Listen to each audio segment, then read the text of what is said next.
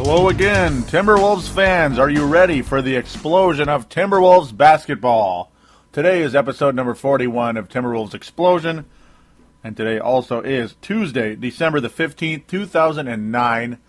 Got a pretty loaded show today, and I'm not just saying that, so I've got a lot to cover in a fairly short time. So, first and foremost, Timberwolves Explosion is available on thesportstuff.com and on iTunes. We're also carried on TimberwolvesPress.com. All right. The gist of the show today, well, we've got 5 games to cover. I'm not going to get super in-depth into every single one of them. The LA and Sacramento games, not so sure how deep I want to get into those. Especially that Sacramento one, because for the sake of time also, and it's just the Sacramento game was so disgusting. Toronto and New Orleans, but, got some stuff talk about there, absolutely, especially that New Orleans game. Holy moly. And last night was the game of the week. You could argue that New Orleans was, but last night, absolutely the game of the week. Spectacular finish. Very similar, eerily similar to New Orleans and Minnesota. Not quite. It wasn't on an inbounds pass to Chris Paul. That's a hint of what I'm going to get to.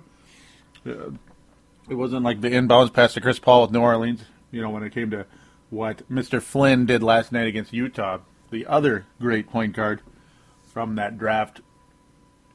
So, that was the 05 draft, by the way. So here we go. Time to talk Timberwolves. Also today, besides the games, I'm going to talk about Ramon Sessions, a little trade talk. Not necessarily trade rumor, but a little trade talk, trade possibilities.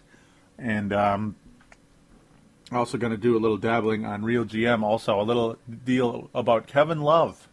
And Randy Wittman. Just a little bit there. Not a raving endorsement of Randy Wittman, and I can't imagine why there would ever have been a raving endorsement of Coach Randy Wittman last year. No idea. I have no idea why he was the head coach of this team. So, December the 8th, in Toronto, Air Canada Centre, the former home of the infamous Vince Carter. This game, well, folks, this was an iPod game. Yes, this was an iPod game. You know why? Well, I have the league pass on my iPod. That's the first reason why it was an iPod game. The second reason, the game was not carried locally at all or nationally, and why would it ever be carried nationally? The Wolves are having a very hard time getting that accomplished. Of course, they just might finally get to be on NBA TV, which is a semi-national, you could say, if you have NBA TV, and I'm lucky enough to be one of those. If they don't cancel it, it's Washington Wizards this coming Saturday. But yeah, when it's not carried on local or national TV, the game will not be blacked out, even though it's a local team. So they always black out local teams if they're on any form of television.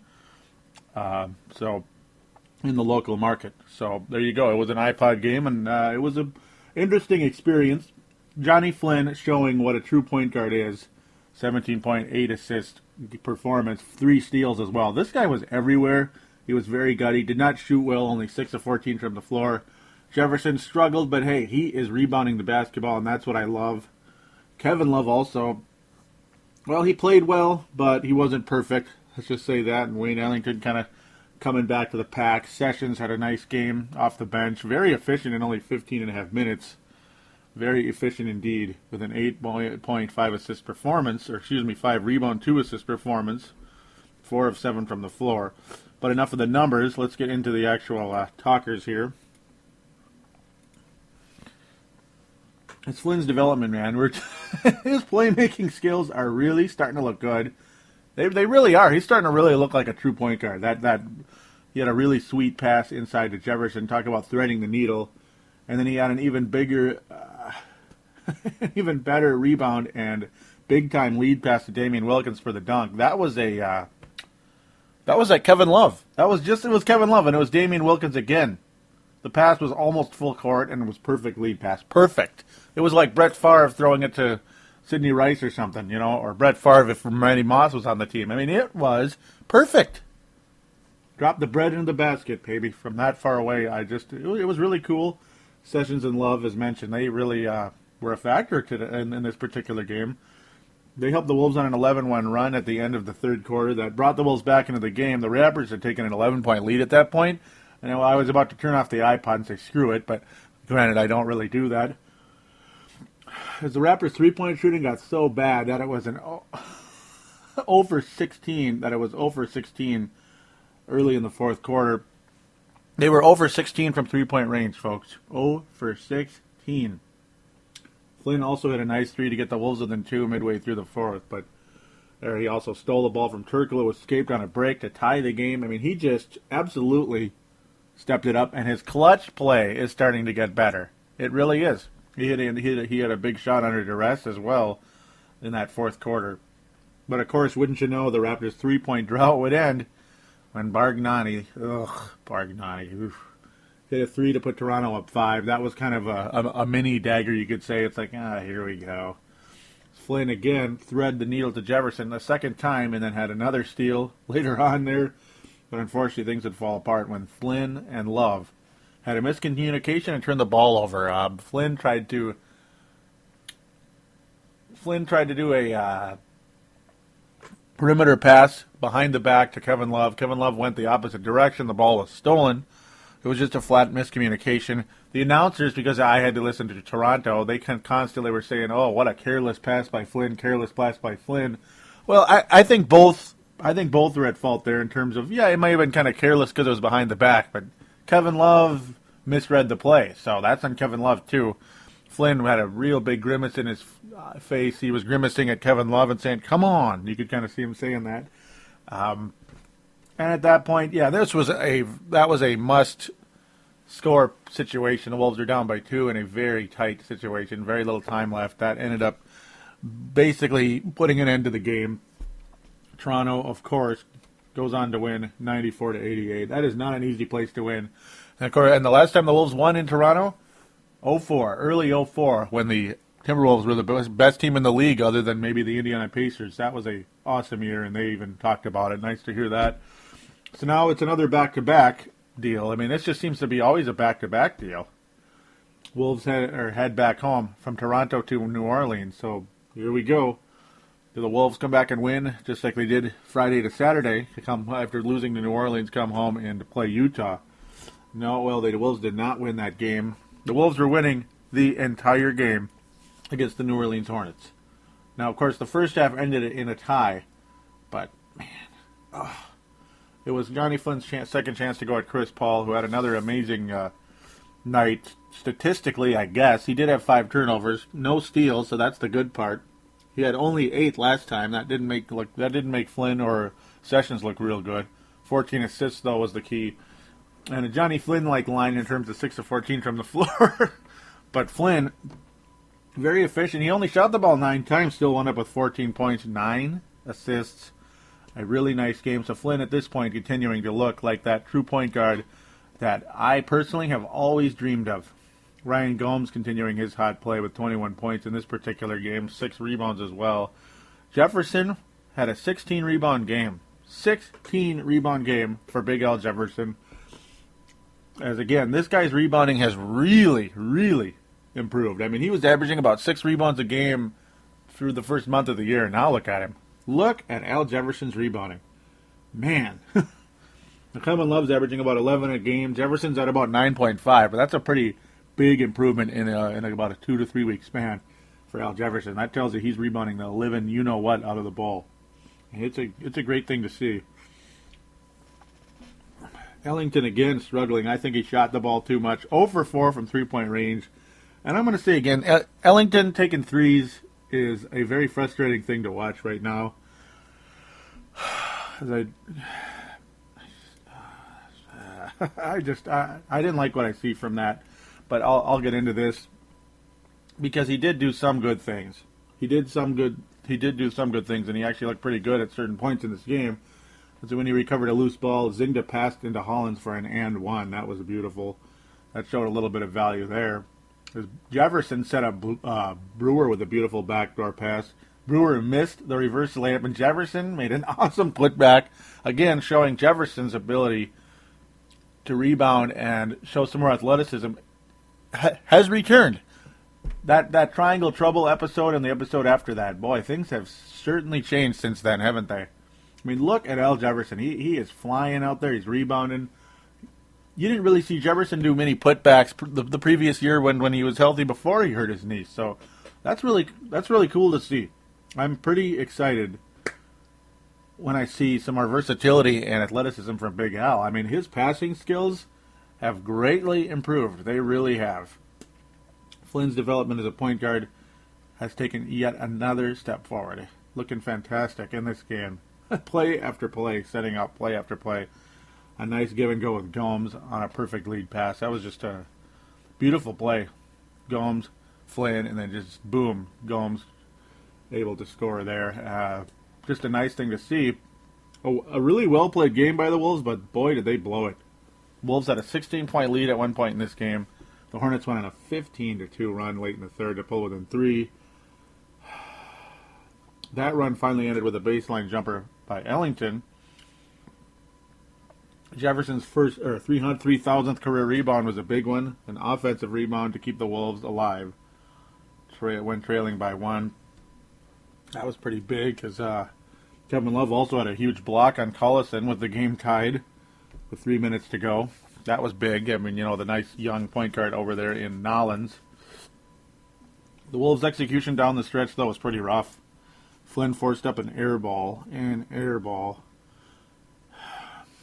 Gomes had an off-balance shot in traffic. I don't know what he's doing. It's like, how many times do I even have to mention Gomes is not good in traffic? And he took an off-balance shot in traffic. The only good part was the Wolves kept getting offensive rebounds, and that saved their ass in that play. The Hornets, though, would get the ball, trailing by 1 with 5.9 seconds to play. So, here we go. All the Wolves need to do is make a stop. You know the ball's going to Chris Paul, right? He's going to inbound the ball, and inevitably it's just going to be a give and go, so to speak, or just he's going to get the ball back immediately. He did. And unbelievably, folks, no one was on him when he got the ball back, and he got a layup. The Hornets lead by 1 with 1.4 left. What the bleep, folks? What the bleep was that? I mean, I couldn't believe it. What? Jonny Flynn, as much as I like him, what a rookie mistake that was. And I'm telling you, this is a big rookie mistake. It cost him the game. As what happened was, Flynn was standing up kind of towards the key, and Chris Paul had the easiest angle to around the baseline I've ever seen. All Flynn had to do was back up a little bit, and he would have been perfect. I don't know what he was thinking, that Chris Paul was going to go up and maybe launch a three-pointer. He's not going to launch a three-pointer with that much time left and with that big of a gap. I mean, I sure the hell wouldn't if I was Chris Paul. I would have done the same play. I knew what was going to happen before it happened. But hey, rookie mistake. Jonny Flynn, luckily, makes up for it big time with a very similar deal. Not same spot on the floor per se, but he won the game for us yesterday. But here was another thing, though, when you talk about that poor execution. Again, what was this? This was like a Flip Saunders play. Flip Saunders drawing out a play. One of the worst end-game coaches in history, like late in the game, drawing out a play when you need to hit a shot of some kind. Ellington would inbound to Kevin Love. So then they give it back to Ellington, who launched a three pretty far behind the line and missed. You're trailing by 1, by the way. Why would you not inbound to Love or maybe Jefferson? I mean, you kind of have to. You kind of have to get it into a big man in that point. At that point, maybe even Jonny Flynn. Wayne Ellington is not a three-point threat right now. He's supposed to be, but he's not been a three-point threat. What the hell was that? So you have him. You have a rookie who's struggling with his range so far this year. Launch a three-pointer about 3 feet behind the line. I don't know. I don't know if that was Kurt Rambis's idea. But whoever's idea that was, my God, that was pathetic. So just thought I'd air that out a little bit. That just was a bad decision. I don't know why they did it. So I'll chill out now, and for the sake of time, I'll get going here. Wolves head to Los Angeles. Oh, goody. Friday the 11th of December. Ooh, December the 11th. Uh-oh. 11-12, right? No, 12-11, and then it's 11-12 because the Wolves play Sacramento the next day. The Laker game, sure, it was fairly entertaining. every time LA would blow up and take a big lead, everybody was like, screw this, we're going to lose. The Wolves would come back every single time. The Lakers would build a 10, 15-point lead, and the Wolves would be back within 4. And that's what kind of game it was. Flynn definitely regressed in this particular day.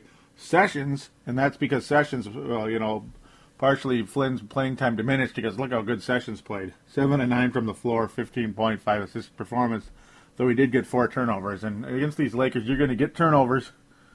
Kevin Love shot poorly as well as the Wolves shot 43% from the floor, though they did make 4 of 10 from three-point range, which is okay.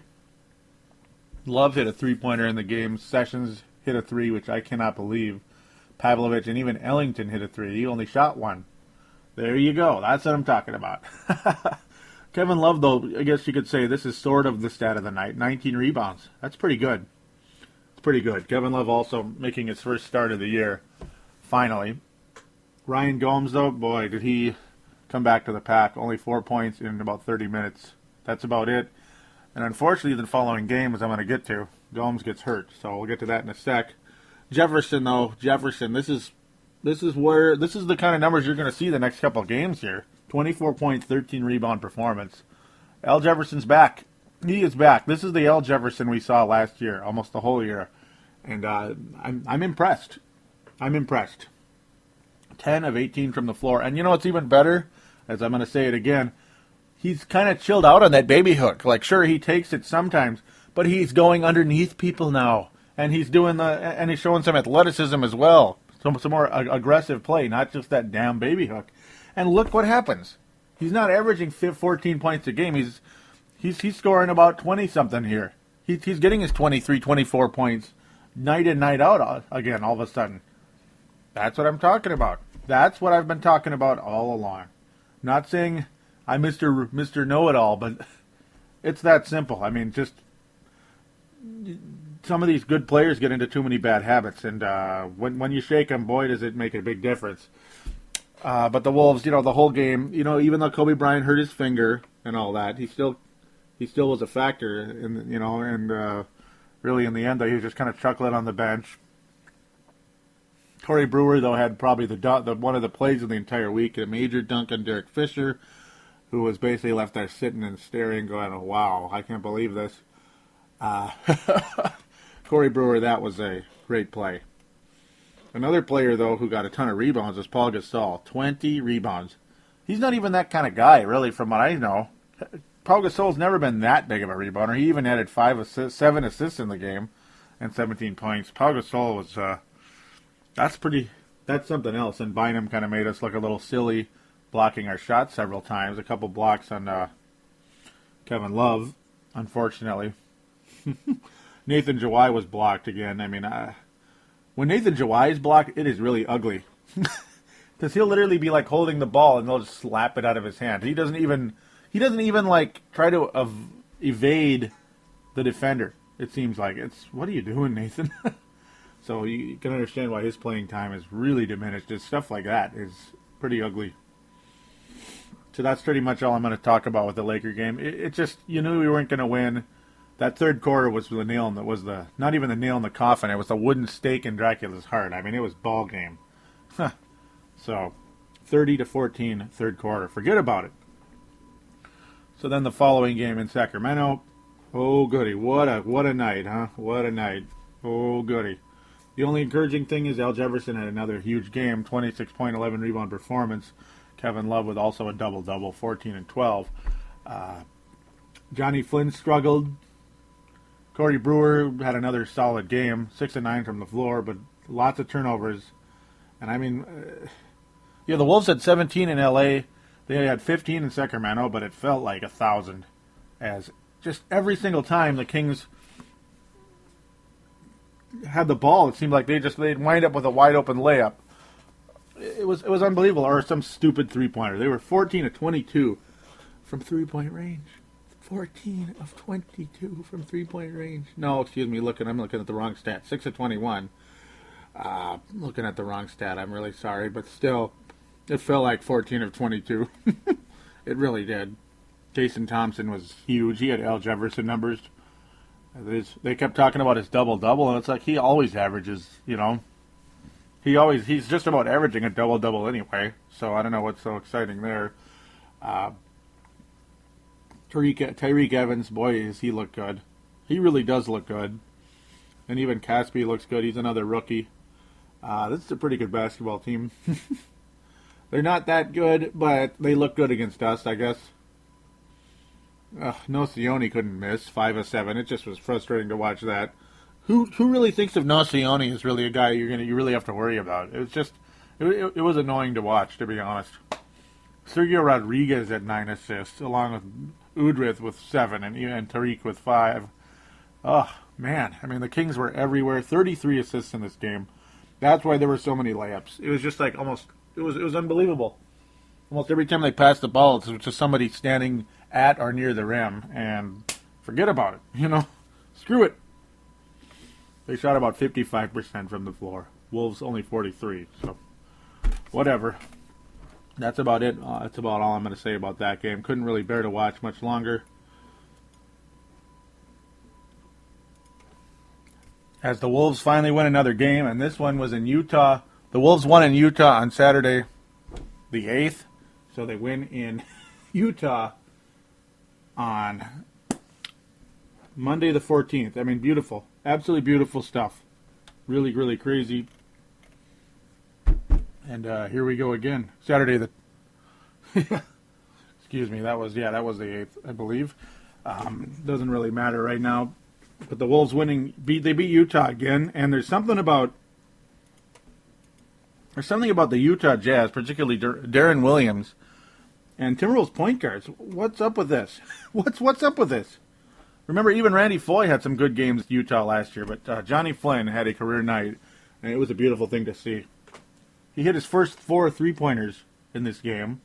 Missed his last 2, was 4 of 6 overall, 11 of 19 from the floor. Jefferson, again, 23 and 12. Kevin Love has just got a double-double every night, 11 and 14 for him. Jefferson even added 3 assists, just some nice passing overall. A real team game when it came to assists. 21 total for the Wolves. And the whole starting lineup had 2 or more. And only one player had 2. That was Kevin Love. Damian Wilkins returns to the starting lineup because of what happened to Ryan Gomes in the Sacramento game. I didn't even mention the actual detail. I apologize. He turned his ankle. Looked like he turned his knee as well. Luckily, the knee is okay. But Gomes mad to miss this game. And he's day-to-day at this point. But he sounded pretty upbeat, at least. The Wolves, though, you could kind of see something was going to happen last night. You just hope and pray that the execution down the stretch would be enough. Corey Brewer, see, not only did Jonny Flynn have a big game, but Corey Brewer was explosive down the stretch. Fast breaks all over the place. Even hit some jumpers. 8 of 15 from the floor, 22.4 assists, 5 rebound game. Even had 2 steals, kind of like a Gerald Wallace out there. Just a really nice game. Even Alexei Pacharov was a factor yesterday, and Sessions was solid. Nothing great, but was solid. He added 5 rebounds in 11.5 minutes. How about that? To go with his 6 points.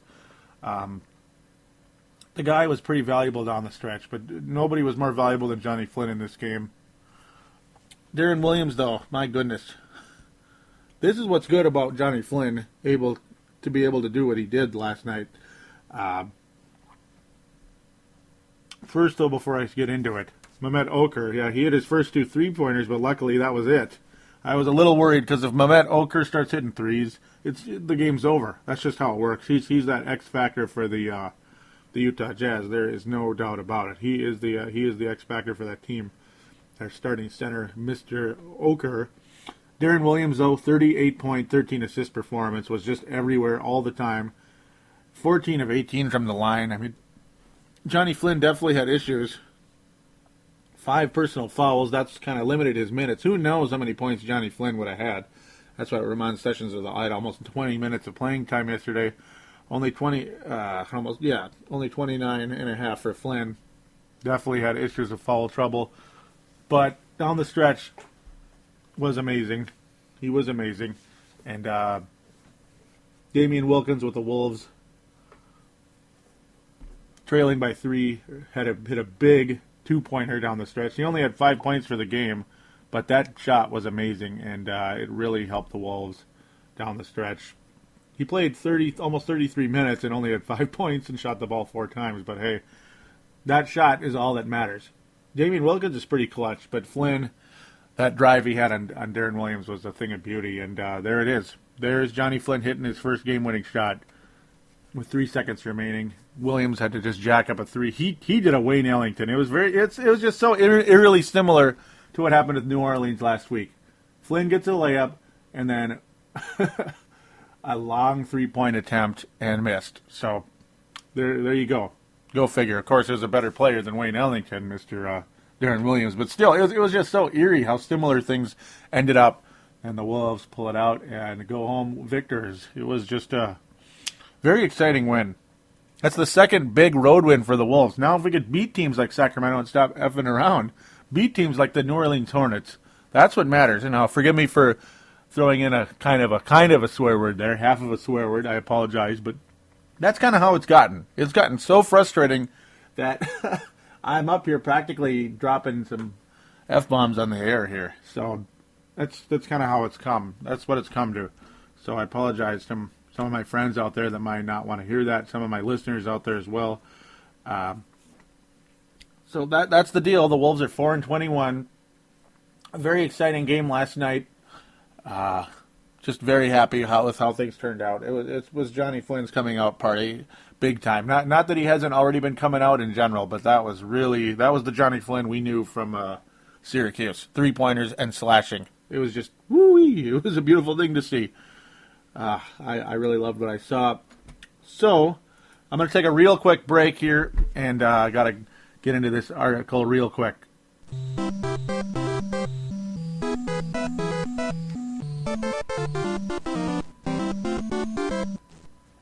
And we are back here on Timberwolves Explosion, episode number 41, which is a reminder for iPod users along with Microsoft Zune and other MP3 users.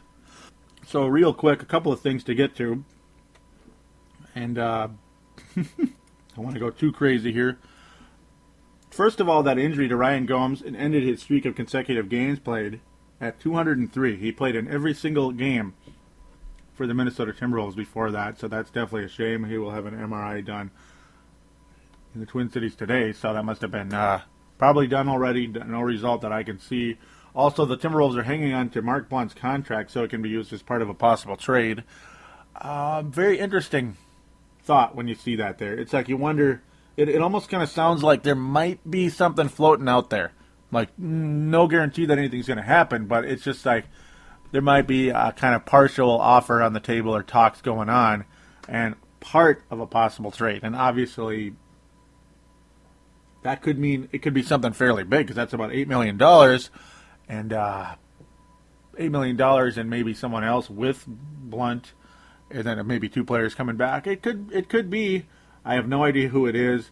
And also, the talk here is that how we get back into trades here immediately. The Wolves can now officially trade any free agents they signed this summer as of December the 15th. That would be today, December the 15th, 2009. So Ramon Sessions saying he didn't even know that. He didn't know it was a rule. They also, ESPN.com recently listed Sessions, number 5 in a top 5 list of recently signed free agents most likely to be traded this season, and suggested Wolves boss David Kahn signed him as an asset to be flipped sometime this season. So it's a possibility. We don't know. David Kahn's comment is, no, not for us. Not for us it isn't. You know, that if it's a significant date. Tomorrow is Tuesday. We're going home tomorrow. That's the only significance. It's like, okay. I mean, that's about what you're going to expect anyway. Sessions, by the way, signed in September to a 4-year, $16 million deal. And he scored 44 points in a game and 24 assists in another in his young career. Is playing anywhere from 14 to 28 minutes a night in a backup role to Jonny Flynn. So that's a possibility. We don't know really what's going to happen yet. You never know. Maybe it's Sessions and Blount. You never know. It wouldn't surprise me because somebody's going to get traded within the next 2 years versus Rubio and Sessions. I mean, you're not going to have Rubio, Sessions, and Flynn on the same roster. I can't imagine. That wouldn't make much sense. Even if Sessions can play with Flynn and maybe Rubio can play with Flynn, I don't know. None of them can hit the only one of them that can hit a three-pointer is Jonny Flynn. And to be honest, that's the guy I'd probably rather have running the point at this point in time. Pun intended, point in time. Okay, that was really stupid. So, yeah, Sessions has definitely been reduced to a backup role, limited in his playing time. We'll see what happens, though. We'll see what happens with that. One final thing here is that Kevin Love, women wouldn't let me shoot threes, they say. He says, they say that Timberwolves, this is from Real GM, Timberwolves forward Kevin Love expressed his frustration with former coach Randy Wittman when discussing his three-point attempts recently. During his rookie season, Love attempted 19 three-pointers in 81 games. This season, he's appeared in just 7 games due to a broken hand that caused him to miss time, but he's already 7 for 11 from downtown. Talk about efficiency. Kevin Love's comment, I forget the coach's name. Wow. But at the beginning of the year last season, he didn't want me shooting any shot outside of 10 feet. So that kind of threw me off. I shot the ball well my whole life. Now this season I have a coach who trusts me and wants me to shoot outside. It feels a lot better knowing he has faith in me out there because I can knock down that shot all day. Hey, and that's a cool thing. Love was reminded that Wittman was the team's coach last season. Yeah, he said, no comment. Wow. Yeah, not a rating endorsement for coach. Former Coach Randy Wittman. Yeah, I would be a little frustrated as well if I had more of a versatile game and the coach would not allow me to do that. And frankly, I can actually relate a little bit to that too. People that thought I was a power forward and I'm more of a perimeter player. Hello? Love is not a perimeter player, but when you're 6'10" and can be pretty deadly from three-point range, you might want to use it. I mean, you don't want to be Antoine Walker jacking up 9 3-pointers and being 2 for 9, pissing everybody off. But that's not Kevin Love's game. And he only shoots about 2 or 3 a game, and he makes 1 or 2. So, thank you. Thank you for that, and that's also much more of a rating endorsement of Coach Kurt Rambis. So that's 2 L.A. guys basically right there. Rambis isn't necessarily L.A., but close. Love is pretty much L.A., so there you go. Sounds good. The Showtime Wolves, I guess, somewhat. So that's going to pretty much conclude things here. Before I go, though, I would like you to call into our phone lines, 209-736-7877,